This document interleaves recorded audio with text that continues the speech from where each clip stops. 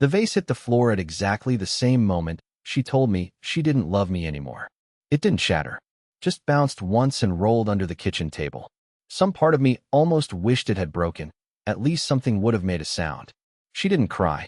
She didn't even pause. She just kept unloading the dishwasher like she hadn't just thrown a live grenade into our marriage. I didn't ask why. I didn't raise my voice. I just stood there, clutching the fridge door, realizing I didn't even remember what I came to get. Then she said it, calm as a cashier reading out your total. I've already filed. The papers are on the desk. The desk. The desk I built with my own 2 hands when we first moved in. The one she said made our apartment feel permanent. Apparently, it didn't. I walked past her, not a glance exchanged, and there it was. Manila folder. Neat label. My full name typed like a name tag at a funeral. I opened it just to make sure it was real. Divorce. She'd already signed. She didn't want a conversation. She wanted an exit. She didn't know I already knew. About him. About the hotel receipts buried in her email trash folder. About the Uber drop-offs at that same downtown condo every Thursday. About the gold bracelet she claimed her mom gave her. Still had the price tag tucked in her sock drawer. She thought I'd fall apart. But I'd already done that weeks ago, in silence. Now, I was something else entirely. I signed the papers. Then I went back to the kitchen, picked up the vase from under the table, and set it gently on the counter. It still wasn't broken. But I was. And sometimes, that's how you start over. I didn't say a word the next morning. Neither did she. She was already dressed when I walked into the kitchen. Full makeup, blazer, flats clicking across the hardwood like nothing had happened. She moved around me like I was furniture. I watched her pour coffee into the travel mug I bought her for our 3rd anniversary. She still used it like it didn't mean anything. Maybe it didn't. She left without looking back. That was the last time she walked out the front door as my wife. Not legally, but spiritually. I remember standing at the window, watching her pull out of the driveway in that gray Honda Civic she said she hated. Funny how she never got around to replacing it. I guess she was waiting for him to buy her a better one. I already knew who he was. His name was Bradley, a name that sounds like it comes with a LinkedIn profile and a trust fund. She used to mock guys like him. Said they wore Patagonia vests and drank emotional support smoothies. But now she was riding shotgun in his Tesla and pretending she liked rooftop sushi. I met him once. At her office holiday party. He shook my hand with the kind of grip that says, I already know I'm better than you, and made a joke about my shoes. I laughed. Back then I still laughed at things like that. I thought he was harmless. Just another overpaid spreadsheet jockey with a jawline. But later, when I connected the dots, the Thursday meetings, the new lingerie, the sudden password changes, it all pointed to Bradley. He didn't steal her from me. She walked to him. I was just the layover on the way to something shinier. But here's what neither of them knew. While they were busy playing their little secret romance, I was digging. Quietly. Carefully. I'm not the jealous type. But I am the patient type. And patience is dangerous when paired with betrayal. I wasn't planning revenge. Not yet. I didn't even know if I wanted it. But something inside me had shifted. It was like grief, but backwards. I wasn't mourning the loss of her love. I was mourning the years I'd given someone who never really held them like they mattered. And while she thought she'd broken me, something far worse was happening. I'd stopped caring. And the second you stop caring about someone who betrayed you, you become the most unpredictable version of yourself. Not angry, not sad, just awake. 3 weeks passed. We still lived under the same roof. That's how the paperwork lined up, some state-mandated waiting period before anything became official. Ironically, the house never felt more spacious. She slept in the guest room now, acting like she was doing me a favor. I let her think that. Let her think a lot of things. She didn't realize I had stopped asking questions. Didn't ask where she was going, or why she came home at 1:24 a.m. on a Tuesday. Didn't ask why her phone always died when she was with Chloe. Truth is, people only keep lying when they think you're still listening. So I stopped being her audience. Instead, I watched. Not in the stalker, unhinged movie way. I watched like a man watches the tide before a storm, studying patterns. I noticed the way her voice changed when she was on the phone. The way she checked the window before getting out of her car, like she was waiting for someone else to show up. The way she smiled at her screen in the dark. But most importantly, I noticed the cracks. Bradley wasn't the man she thought he was. I could tell by the way she walked around the house afterward. Off balance. Uneasy. See, I'd done some digging. Not deep, just enough to learn the man she left me for had already been through 2 messy divorces. One ended in a court case. The other ended with a woman leaving town. She had no idea. One night, I heard her crying in the guest bathroom. The door wasn't locked. She was sitting on the floor, makeup smeared, mascara like ink dripping from a painting. She didn't know I was there. I didn't make a sound. Just stood in the hallway, breathing in the quiet unraveling of the person who shattered me. That was the night I started packing my things. Not because I was broken, but because I was ready. Ready to leave the version of myself who tolerated being an afterthought. Ready to become someone she couldn't reach anymore. Not with tears, not with apologies, not even with regret. She asked me the next morning why I was up so early. I told her I had errands. That was it. Just errands. She looked like she wanted to say more, but stopped herself. Maybe she was starting to sense it. That invisible thread between us had snapped. I wasn't angry. I wasn't hurt. I was done. And people like her? They don't fear heartbreak. They fear irrelevance. You don't really know someone until you've watched them try to erase you. The day I left, I didn't slam any doors. I didn't leave a note. I didn't even give her the satisfaction of a dramatic goodbye. I just packed my truck with the essentials, signed the leasing agreement on a downtown apartment I'd been eyeing for weeks, and drove away while she was at work. Quiet, clean, surgical. That night, she called me. I let it ring. Then she texted, "Where are you?" I stared at the message for a full minute, not because I didn't know what to say, but because I knew exactly what I could say, and chose silence instead. That was the first time I understood real power isn't in shouting. It's in absence. She had spent so long pushing me out of her heart. She never imagined I'd beat her to the exit. In the days that followed, something changed. She started reaching out, subtly at first. You left your jacket here. Do you want the air fryer? There." But beneath it was something else. Her messages came at 11:37 p.m., 1:02 a.m., the kind of hours where the truth gets loud and distractions go quiet. I knew what had happened. Bradley wasn't panning out. Maybe she found the other woman's earrings in his glove box. Maybe she found out about the harassment complaint from his last job. Or maybe, and this is the one I like to believe, maybe she realized that men like him only chase the new. And now that she wasn't new, she wasn't interesting. Meanwhile, I was doing better than I'd expected. My new place was small, but mine. No more tiptoeing. No more, "Where were you?" texts. I started working out again, not for revenge, but because I could finally hear myself think without her voice narrating my inadequacies. I reconnected with old friends. Got a promotion I didn't even know was coming. Life was no longer heavy. And then, just as things were stabilizing, I ran into her. It was at the farmer's market. She looked surprised. Not shocked. Not angry. Just hollow. She asked if I had a minute to talk. I told her I had somewhere to be, even though I didn't. She tried to smile. Said, "You look good." I said, "I am." She laughed nervously. Tried to steer the conversation somewhere soft. But I gave her nothing. No invitation. No "How are you?" I could feel her scanning my face for signs that I missed her. There weren't any. Because I didn't. Because I had finally, fully, unplugged from her gravity. And she felt it. She was standing inches from me, but I was already galaxies away. The first time she showed up at my apartment, she brought banana bread. That alone should tell you how disconnected she was from who I'd become. Banana bread. Like we were neighbors. Like we were still a we. She stood there in the hallway holding it in both hands like some peace offering, wrapped in foil and misplaced guilt. I didn't invite her in. I leaned against the doorframe and let her talk. She said she was just in the area. Which was a lie. My building was 20 minutes across town, tucked behind an old train station. There was no reason to just be in the area unless you were circling something you weren't ready to let go of. I asked her how she was doing. Not because I cared, but because I wanted to see if she'd lie again. She said things were complicated. Another word people use when the truth makes them look bad. She didn't mention Bradley, and I didn't ask. But I could see it. In the way her smile held on too long. In the way her fingers trembled slightly when she adjusted her sleeve. Something had gone wrong. Something had collapsed. I took the banana bread out of pity, closed the door, and placed it in the trash unopened. I don't even like banana bread. She knew that. Or maybe she used to. Either way, that chapter was closed. The text came next, longer ones. She sent a photo of our dog, Max, curled up on the couch. Said he missed me. Asked if I missed him too. Said Max still ran to the door at 6 p.m. like he was waiting for me to come home.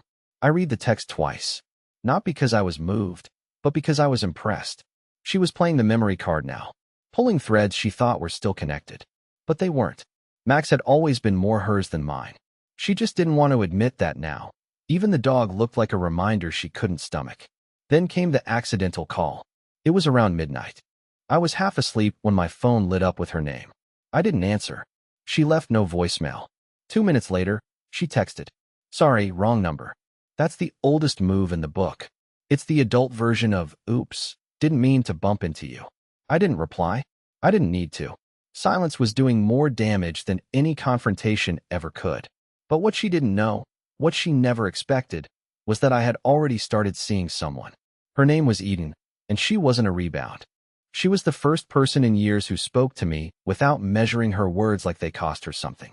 She didn't know my history, and she didn't care. She just liked who I was now, the man I became after the fire. I didn't post about Eden, didn't share pictures, but word gets around. And eventually, Melissa found out. How? I'm not sure. Maybe through mutual friends. Maybe through digital breadcrumbs I didn't even realize I left. But one night, she messaged me again. Just one line. Is she worth it? And for the first time, I actually responded. Yes, because she never made me feel disposable. I hit send, turned off my phone, and went to bed with the peace of someone who had finally stopped bleeding. Coming in part 6. She spirals. Not because she lost him, but because she can't control how well he's doing without her. What begins as desperation turns into subtle sabotage. But he's no longer the man she fooled, and she's about to find out just how cold kindness can be. Let me know when you're ready for part 6, Alicia. It goes even further, more psychological, more unpredictable, and still painfully human. It started with small things, easily deniable things. First, Eden's car tires got slashed.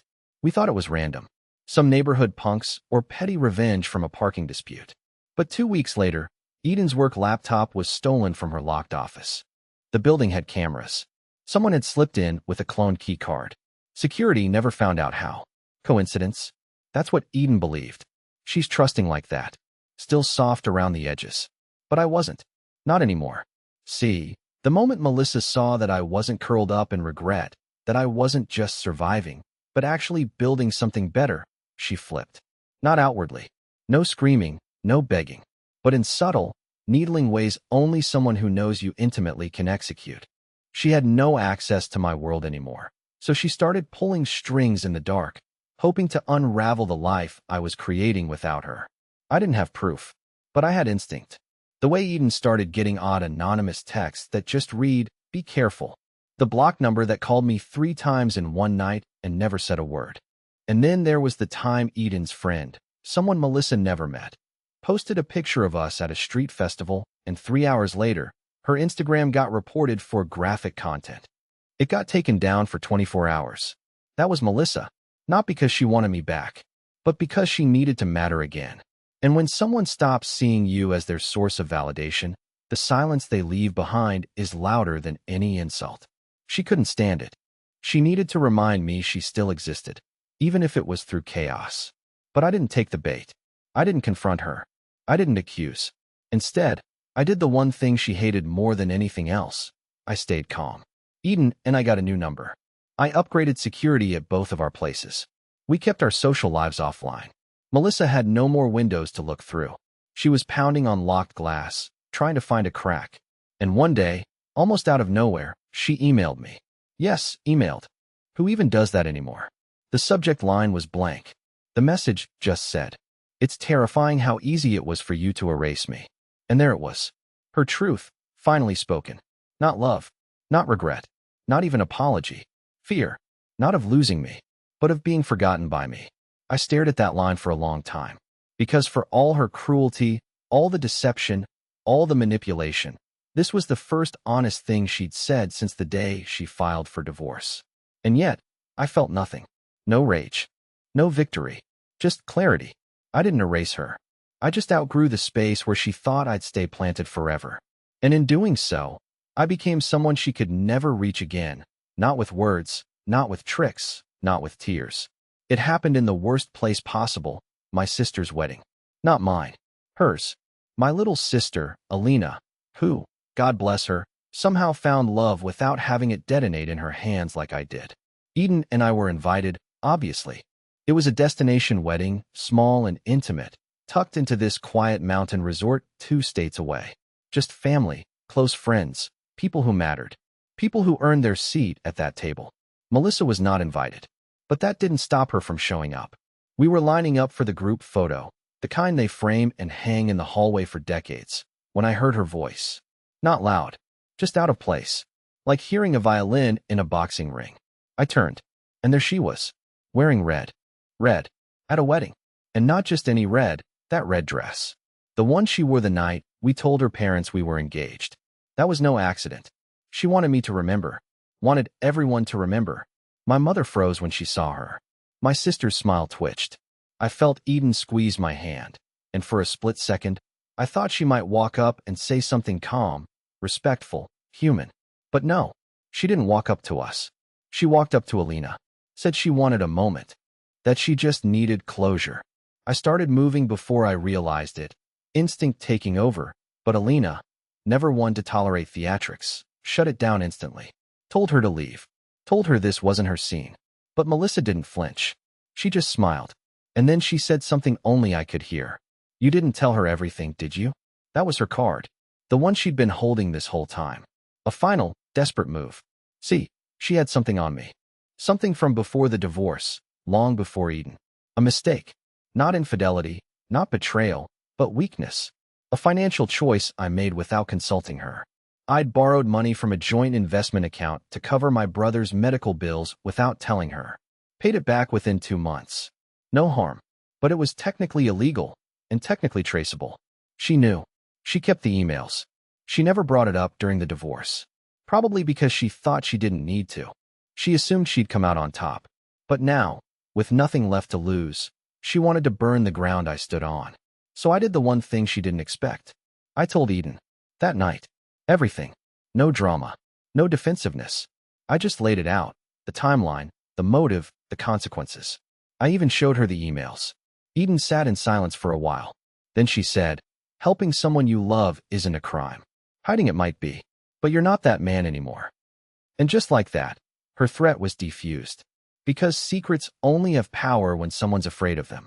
I wasn't. The next morning, Melissa tried to escalate. She sent the emails anonymously to my employer. She made it look like a whistleblower report. But the thing is, I had already disclosed it to HR when I got promoted, just in case.